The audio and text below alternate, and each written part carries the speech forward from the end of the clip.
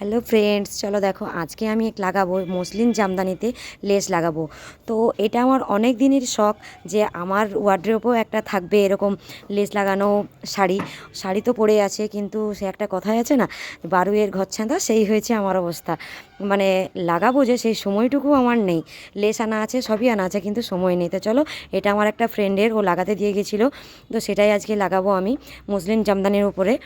তো দেখো সাদা লেস আছে, কটন লেসটা কিন্তু খুব সুন্দর। একটা লাইলন টাইপ হয় আর একটা কটন, এটা কিন্তু কটন। আর এই শাড়ির পক্ষে এই কটনটাই কিন্তু খুব সুন্দর। তো দেখো আমি খুব সুন্দরভাবে সোজা পাট উল্টো পাট একটু দেখে নিলাম, তারপর আমি এটা লাগিয়ে নিচ্ছি।